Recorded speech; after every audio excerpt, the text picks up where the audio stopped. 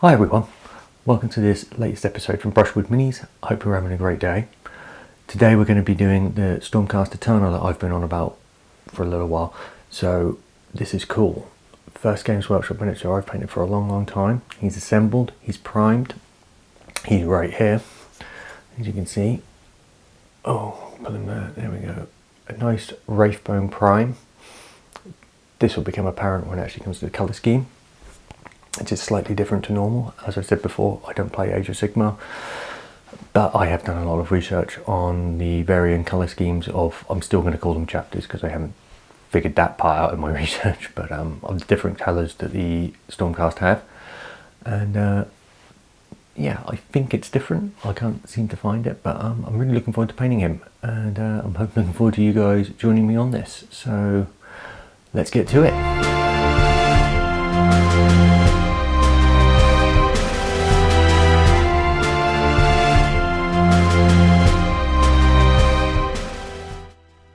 So, we're going to start with the base colours, beginning with the metal, which is Warplock Bronze. This mini had to be unique, and as all the others appeared to be gold or steel, I thought, let's be different. You'll notice that I've got two water pots here. That's because when using metallic paint, which I will use a lot on this guide, it's important not to contaminate your normal brush water with the small metal flecks that are present.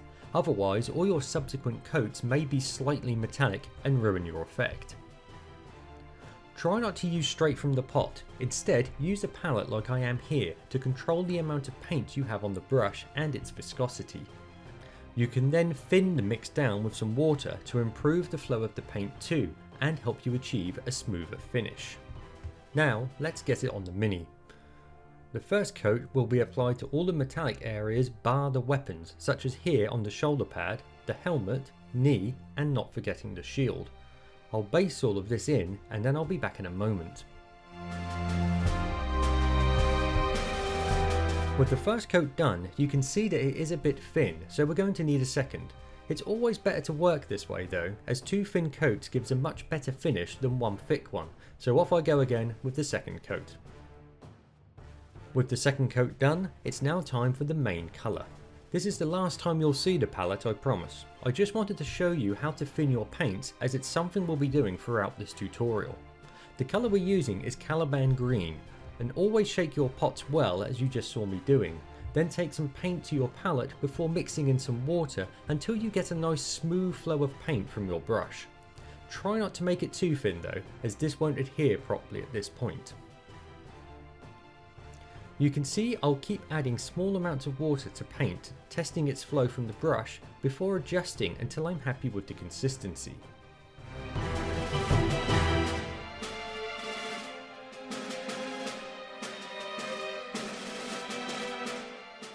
So, now we'll base in all of the areas of green, such as the shoulder pads here, the main robes of the Stormcast,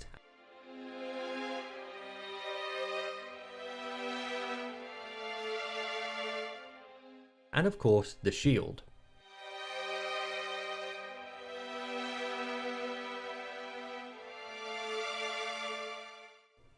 It's worth noting that when painting, the point where your brush leaves the surface is where the most paint is often left. Use this to your advantage by varying your angle and strokes to draw the paint to where you want it. I'll continue with this base and I'll be back to you in a moment.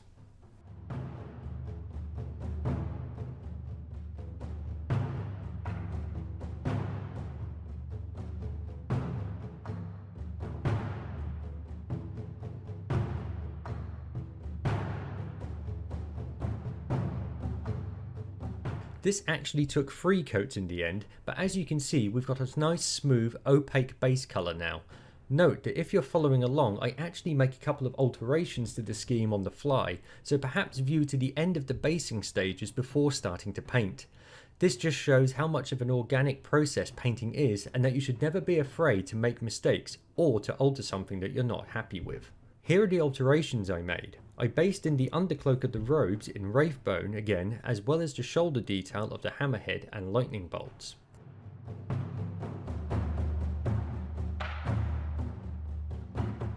I did the same with the details on the shield. I'm now basing the undercloak in with some XV88. It will probably require several thin coats as before until nice and evenly covered. Not forgetting the underside, I wouldn't usually advise holding the miniature whilst you're painting, instead using a handle, but sometimes needs just must. Phoenician Purple is next for the leather strapping on the front. Corvus Black is now used for the belt, straps on the arms and the wrist guards, as you can see here. Now for some Leadbelcher. We'll use this on the hammerhead, all the small anvil motifs avoiding the lightning bolts, also on the rosary type chain and the rivet details on the mini, as well as on the shield anvil and hammer.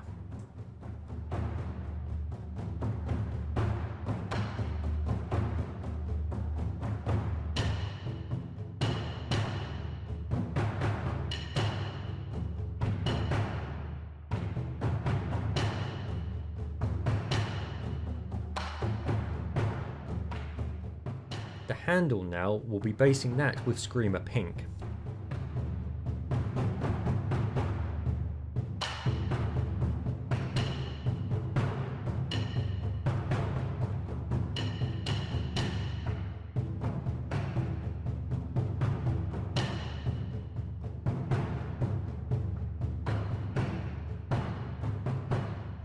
Next, I'm painting all the lightning bolt motifs on the main body and the shield. These are in Citadel's contrast paint colour Iyanden Yellow. Contrasts are slightly different to used in regular paints in that they are more like colouring in due to their thin nature. You should avoid going back over it once coated, as this can affect the finish that you'll get. Any deep pools of paint can be mopped up with the tip of your brush gently, though you can use these to your advantage to create shadowed areas, as I do on the shoulder bolts in this particular case.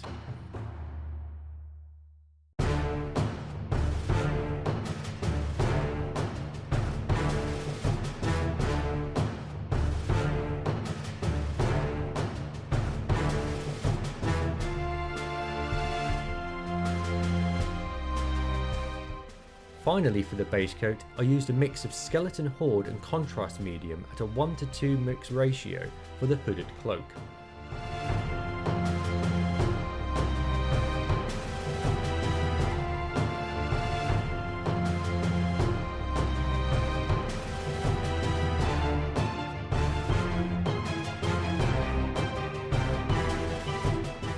Time for some shading and an apology. I didn't realise that my camera battery ran out just as I began shading, so that bit hasn't been recorded, and for that I can only say sorry. To recap what I've done here, we'll start with the hammerhead, where I used a 1:1 Guilliman Blue Glaze and Lahmian Medium mix to colour the hammer. A Druchii Violet shade was used on the Screamer Pink handle and the purple straps on the front of the mini. An Agrax Earthshade wash was applied to all of the Warplock Bronze areas on both the mini and the shield, as well as to the undercloak. Finally, a Nuln Oil wash was applied to the green robes, Corvus Black and Leadbelcher areas, whereas a recess wash was applied to the edges of the shoulder pads and around the detailing on the shield. This just means that it was used where the surfaces meet, but not across the whole body of the main colour.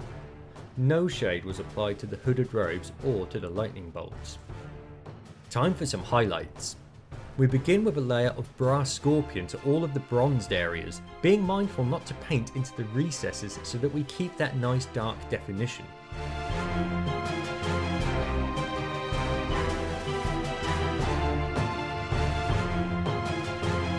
With that brass effect really starting to pop, we'll begin highlighting the greens, starting with a thinned down coat of Warpstone Glow.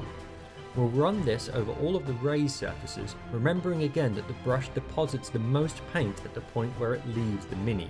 For the brighter highlights, we'll now transition over to Moot Green. This wants to be applied over a smaller area than before, and only to the sharper points where the light would naturally reflect off of it, such as along the hem of the robes here.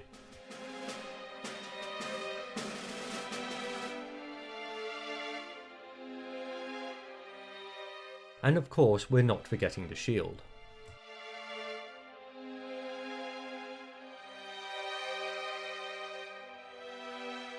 Then we add a layer of Balor Brown to the undercloak in a similar fashion.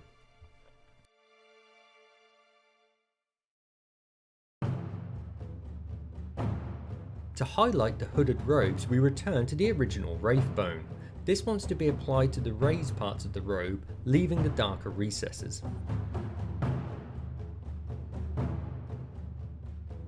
Before pushing these highlights further with a touch of white scar applied to the brightest points, such as along the raised edges of the robes.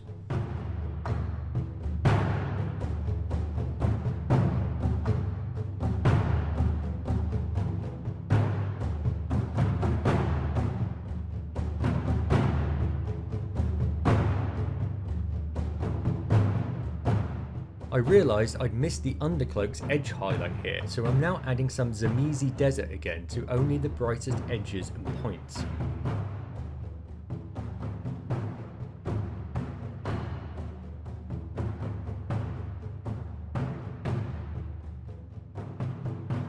Continuing the edge highlights, I'm now using Kakophoni Purple on the leather straps.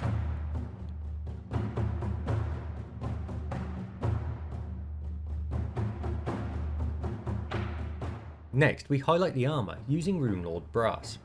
You want to pick out every raised surface with this, all of the panels, plates and rivets to really help sell that shining plate effect, and don't forget the shield of course.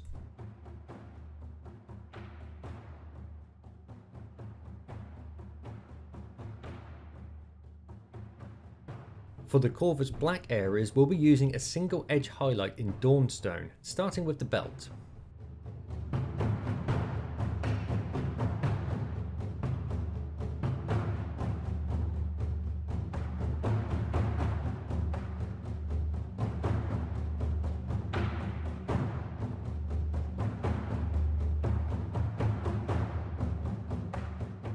We use Runefang Steel on all of the edges of the hammerhead.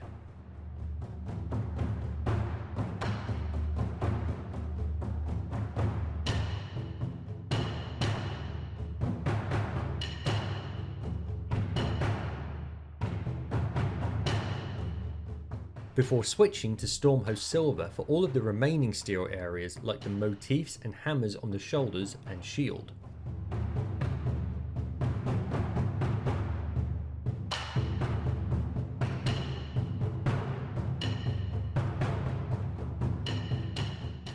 We use Emperor's Children on the raised texture of the hammer handle.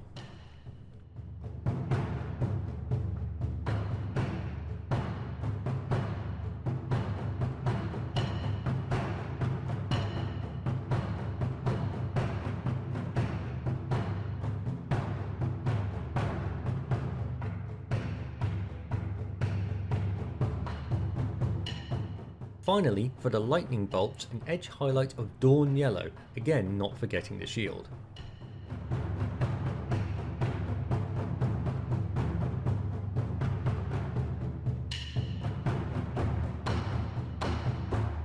Followed by some Hexray Flame on the dagger, the technical paint is used in much the same way as a contrast.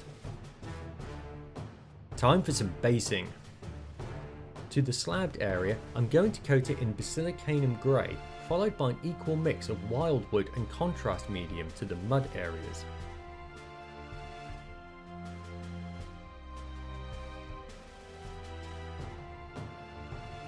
Then, using Plaguebearer Flesh, Lauren Forest and Warg Flesh to colour in the leaves.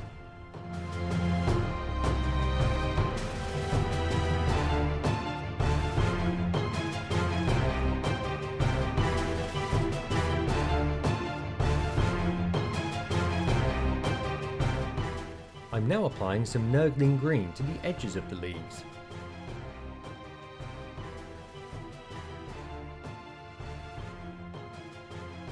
And I've decided to use this to push the highlights on the robes further too, as well as the shield here.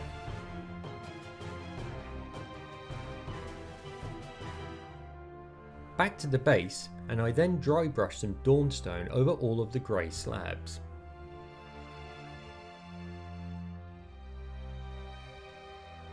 Terminatus stone was then used on the mud and the slabs to raise the contrast.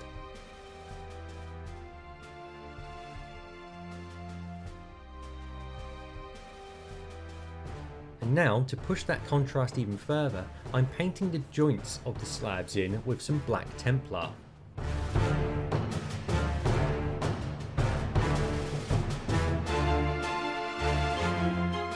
Before shading the mud and the leaves with some Agrax Earthshade.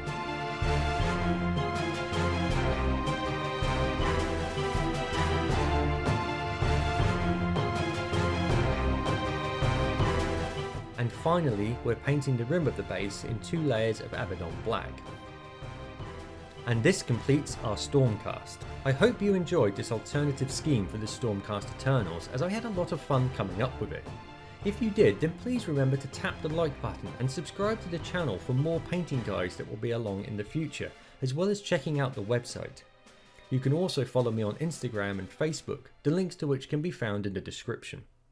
Until next time, bye for now.